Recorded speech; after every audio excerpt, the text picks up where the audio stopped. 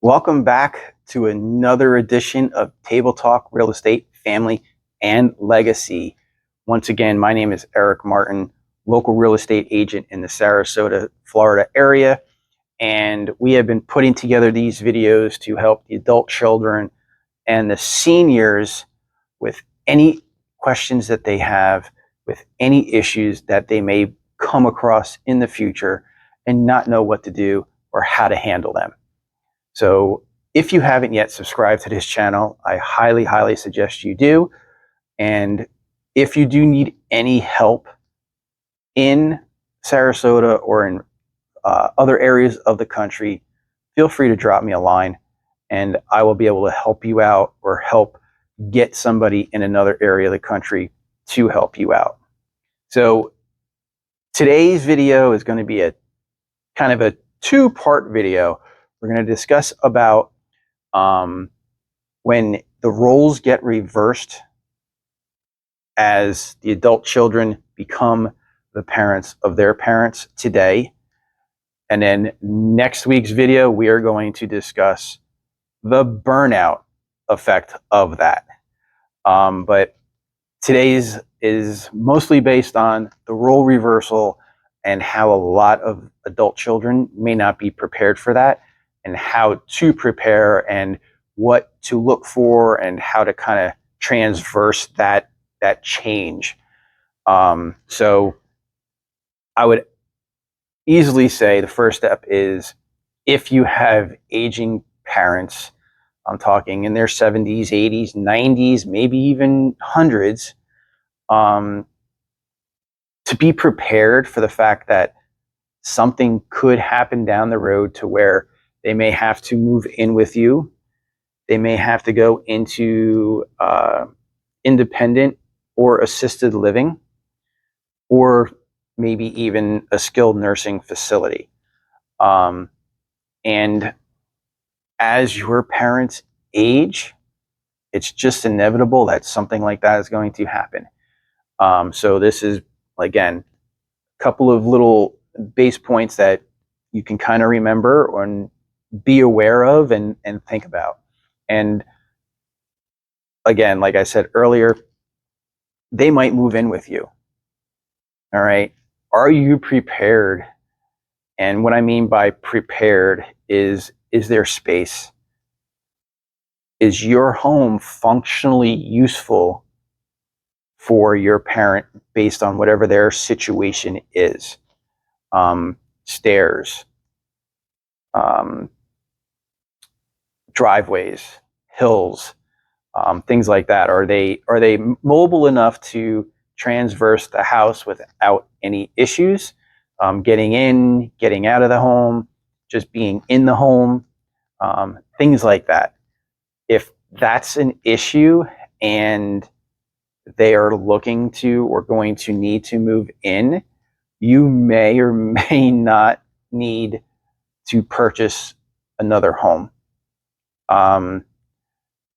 So if that thought is coming in, you may want to start looking earlier, as to say, well, if mom or dad have to move in with us, we're going to need dedicated bedroom for them, or maybe even mother-in-law suite type of scenario where they still have their freedom. They feel like they still have their freedom, but they're still living under your roof, so you can check on them periodically. They can join in, they can do whatever. Mobility issues. Have they had a stroke? Are they in a wheelchair? Are they easily movable to get from point A to point B, or is that going to be an issue? And again, that kind of reverses back into, does the home work? So you have to think about their mobility issues. Are you going to need an ambulance style service that has wheelchair accessibility to bring them to doctor's appointments, or just to the store so they can go shopping, food shopping, clothes shopping, things like that? Another source that you may need to think about, and this could be whether they're still living at their home or they're living in with you right now. because I also understand that you probably have your own families to take care of. You probably have your own children, your wife, your husband, depending on the parent situation, jobs. You know, you got your kids in sports or hobbies or things like that. So unfortunately, mom and dad may be alone if they can't travel with you to some of these events and see some of these events. You may look at taking a home care nurse and bringing them in 1 or 2 days, maybe 3 days a week. They spend 4 or 5 hours with your mother or your father or your grandparents, and it's it's a cost, but they can help clean, they can help cook, they can stay with them so they feel like they have somebody there. They're not alone or just feel like they're just left to the side because of the busy lifestyle that you have right now. And if they do decide to do into independent living or assisted living, that could take a little bit off of your plate as to having to worry about them eating and cleaning and things like that, because a lot of these places offer breakfast and dinner.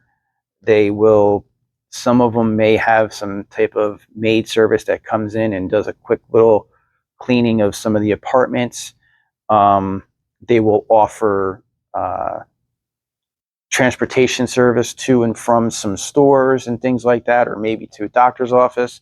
So if they transition into something like that, you're still going to be that parent, if you will, visiting your kids at college, right? You know, because some of these independent and assisted living places, it's really great for them to be in because they're around people with their own likes, and their pasts are the same and their interests are all the same. So being in a scenario like that, as much as you may or may not like it, or they may or may not like it, I think everybody will grow used to it and accept it, and just take it from that spot. So if you are feeling like that situation is going to come within the next 5 years, 6 years, 7 years, start looking now at options, start discussing options. So when it does happen, it's going to be easier to get them going into what they need to and take them from, here to there, and everybody's going to be happy. So check back next week's video. Once again, if you haven't subscribed, hit that subscribe button. But next week's video is going to be on the burnout effect of taking care of a parent. And that's especially good for single children, only childs that have to take care of their parents and don't have a big support system. So hopefully see you next week. Have a great weekend.